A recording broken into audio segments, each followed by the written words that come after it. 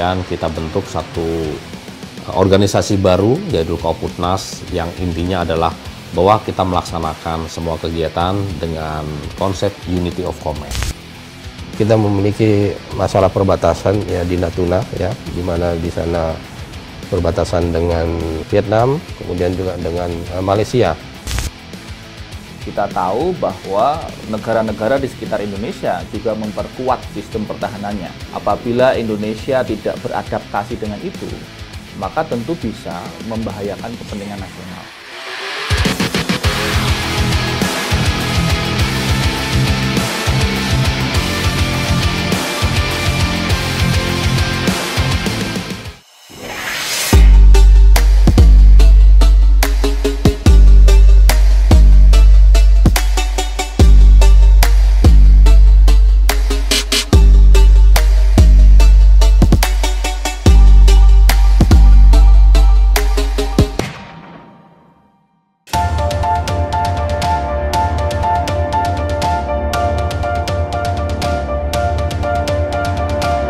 Pada hari ini, Rabu tanggal 26 Januari 2022, pukul 14.43 waktu Indonesia bagian Barat, Komando Pengendalian Kohanutnas saya nyatakan dialihkan, serta Pusat Psikologi, Pusat Pengadaan, dan Pusat Reformasi Birokrasi Tentara Nasional Indonesia saya nyatakan diresmikan.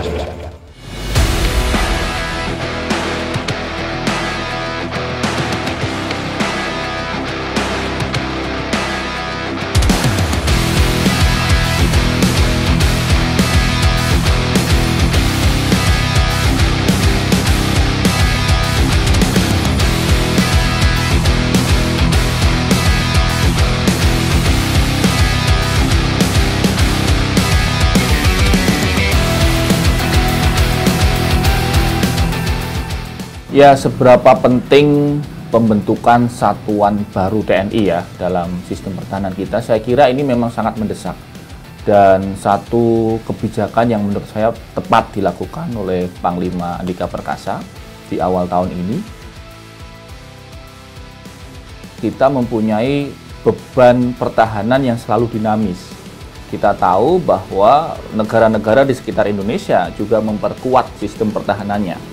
Apabila Indonesia tidak beradaptasi dengan itu, maka tentu bisa membahayakan kepentingan nasional.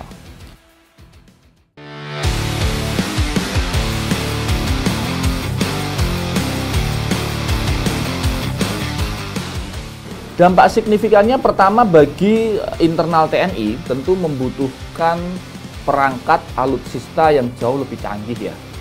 Karena tentu ini memperluas struktur satuan. Karena memperluas struktur satuan berarti ada penambahan prajurit di situ, kemudian juga ada penambahan alutsista, baik itu armada pesawat tempur maupun kapal.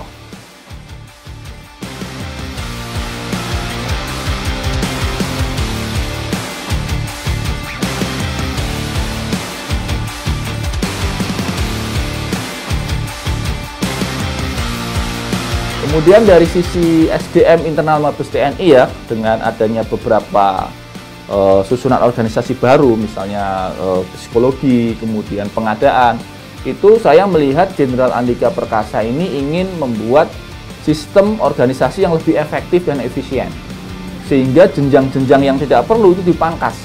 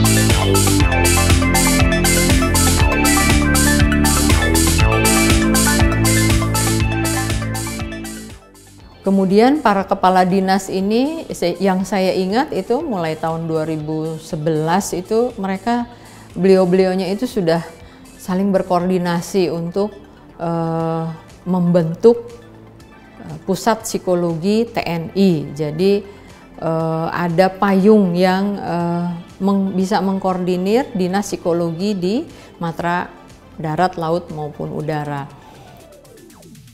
Kita harus membuat naskah akademik. Waktu itu kita difasilitasi oleh Kapuskes TNI saat itu. Beliaunya yang mensupervisi untuk kita membuat naskah akademis. Tapi itu ternyata juga nggak bisa mulus karena ketika mohon maaf berganti pimpinan panglima, kita harus mulai lagi dari awal menerangkan tentang pentingnya pusat psikologi TNI itu.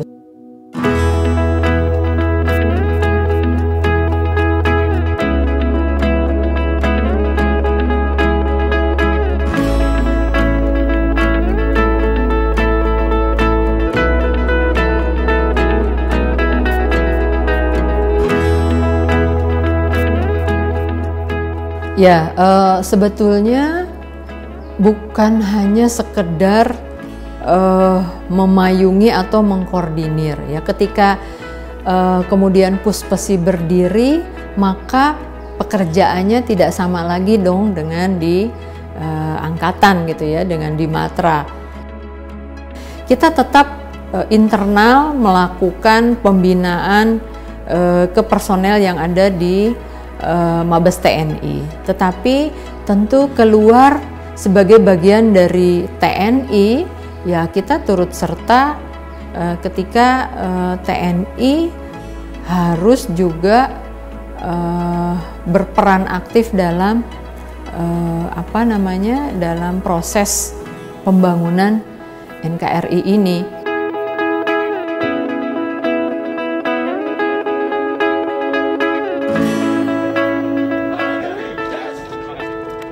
Tapi yang penting adalah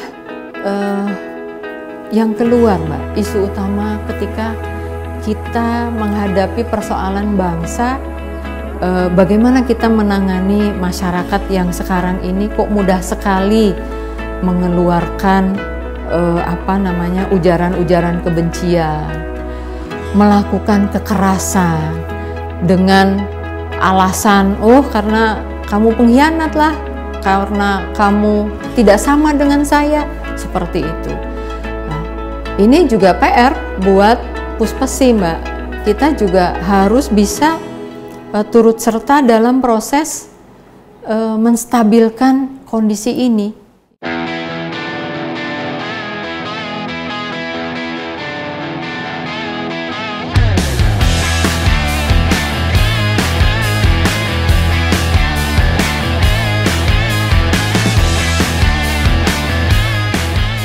Jelas akan lebih memperkuat dan mempercepat proses. Pada saat belum terbentuknya Koputnas, Kohanutnas hanya memiliki alutsista radar, tidak memiliki alutsista pesawat udara.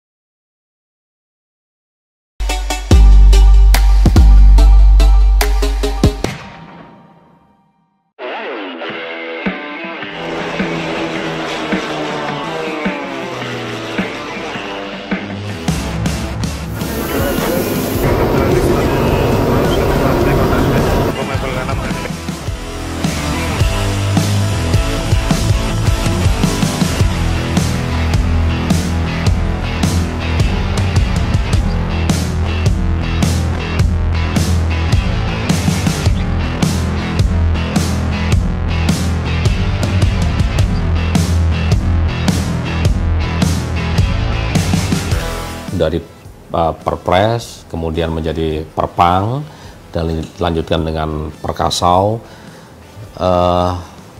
Yang tadinya kita adalah Kohanutnas kemudian kita juga ada komando operasi lainnya yang TNI Angkatan Udara.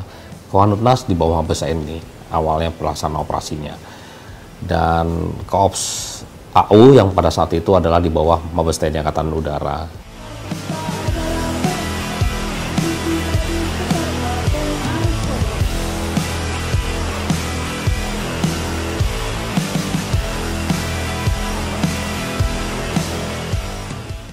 Kemudian kita bentuk satu organisasi baru, yaitu Kooputnas, yang intinya adalah bahwa kita melaksanakan semua kegiatan dengan konsep Unity of Command.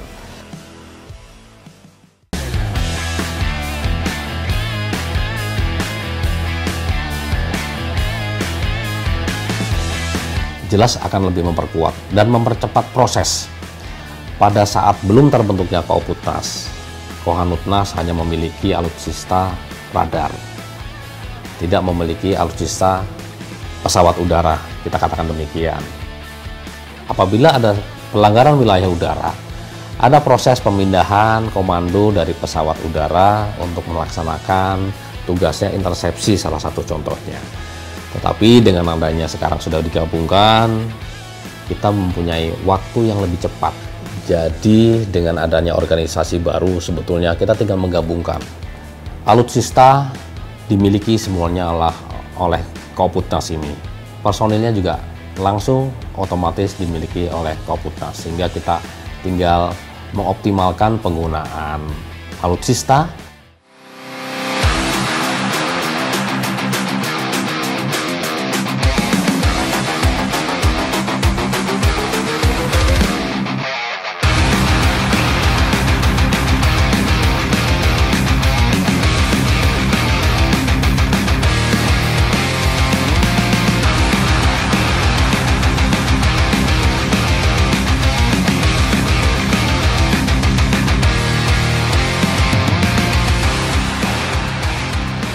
Saat ini disadari mau tidak mau kita masih perlu mengembangkan lagi dan menutup choke point yang menjadi kelemahan dari ruang wilayah udara negara Republik Indonesia.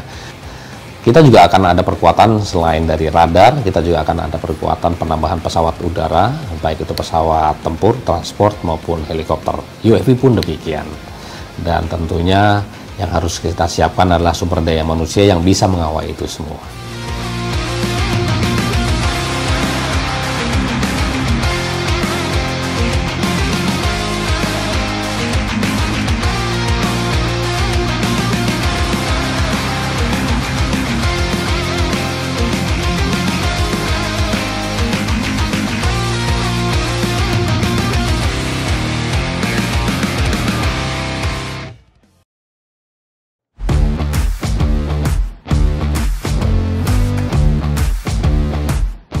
Dulunya pada saat Koopsutnas ini sebagai Kohanutnas, sebelum validasi menjadi Koopsutnas, Koopsutnas itu adalah Pusat Operasi Pertahanan Udara Nasional. Sehingga kegiatan rutin yang dilaksanakan oleh Koopsutnas dalam hal ini Poppunas cenderung menitik beratkan kepada operasi pertahanan udara.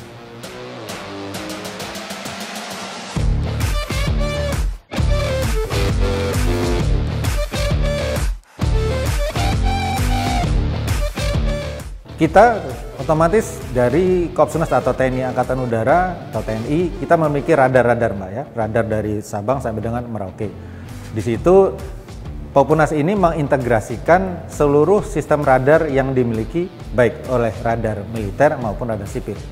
Sehingga kami dari semua radar itu diintegrasikan, kami memantau pergerakan wahana udara yang ada di atas NKRI. Apakah itu normalnya dia berizin atau tidak berizin.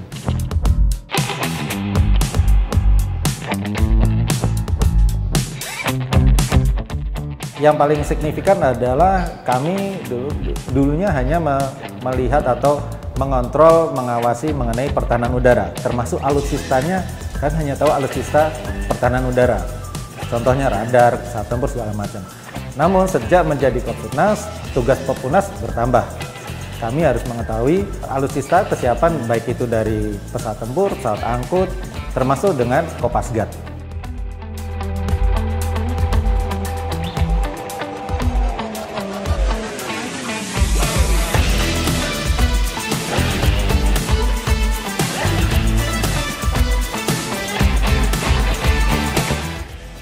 Kalau menurut pendapat pribadi saya, peran Kopassus ini bisa dibilang sangat vital, sangat penting, khususnya dalam menjaga wilayah udara nasional. Karena apa?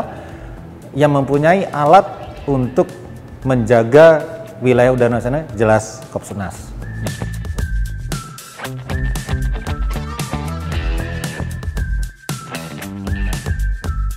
Baik itu dari radar, dari sisi pesawat tempur, walaupun tetap kita berkoordinasi dengan angkatan yang lain, dalam hal ini Angkatan Darat, Angkatan Laut, untuk mengcover seluruh NKRI wilayah udara ini. Karena tidak mungkin hanya TNI Angkatan Udara dalam ini Kopassus saja, tapi kita tetap berkoordinasi dengan angkatan yang lain.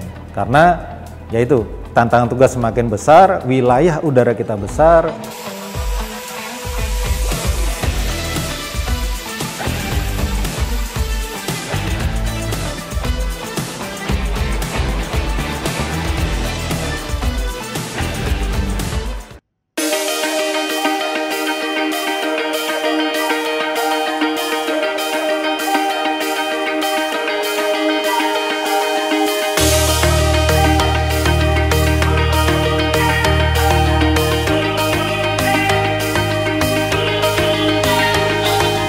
Kita memiliki tugas untuk melaksanakan operasi militer untuk perang dan operasi militer selain perang, dan operasi ini dilaksanakan dalam operasi sehari-hari yaitu Naval Presence.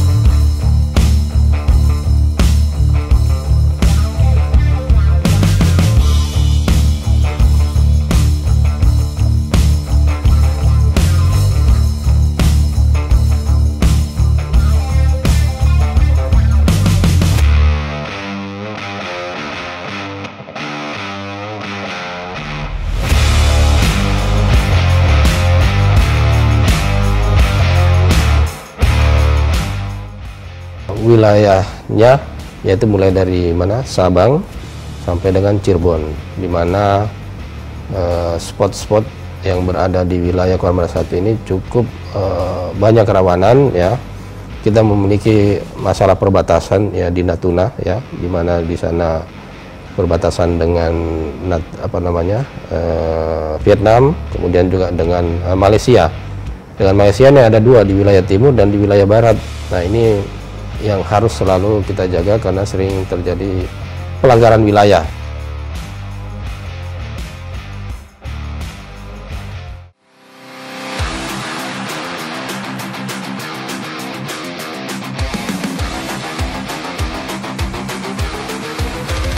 Fungsinya ada dua, fungsi pembinaan dan fungsi operasi.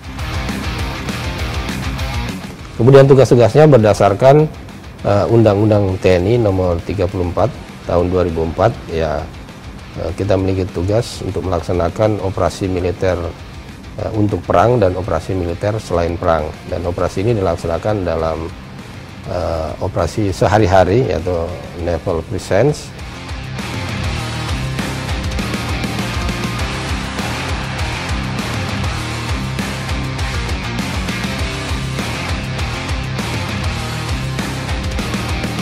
Dengan dibentuknya Koarmada RI ya,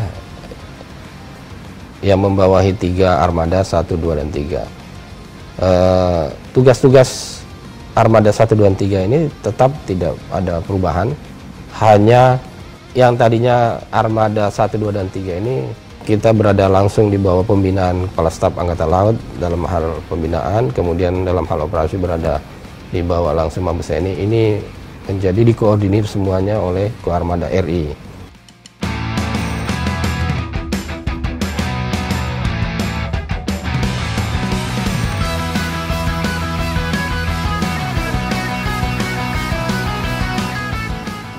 Ya, perkenalkan, nama saya Medi Juwana. Saya berdinas di Angkatan Laut selama kurang lebih 9 tahun ya. Pangkat saya Klasi Kepala, korps saya senjata, khususnya di senjata bawah air. Tugas saya di Kolat Koarmada 1 khususnya di bagian di simulator ya, yang seperti kita lihat sekarang ini yang di belakang saya, itu melatih prajurit atau anggota sebelum terjun di laut. Kita latihkan dulu di simulator ini.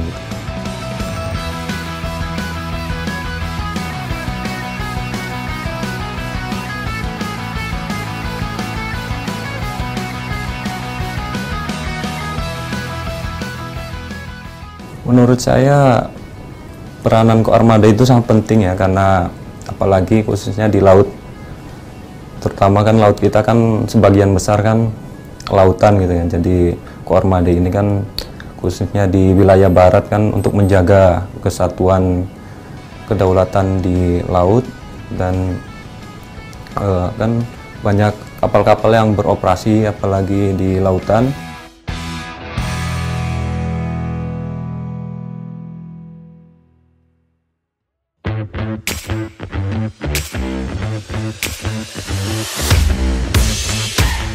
Terkait tugas pokok saya di Staf Proger Kolat Koarmada 1, saya melaksanakan mengetik dan mengonsep program anggaran, latihan, dan uji terampil prajurit Koarmada 1.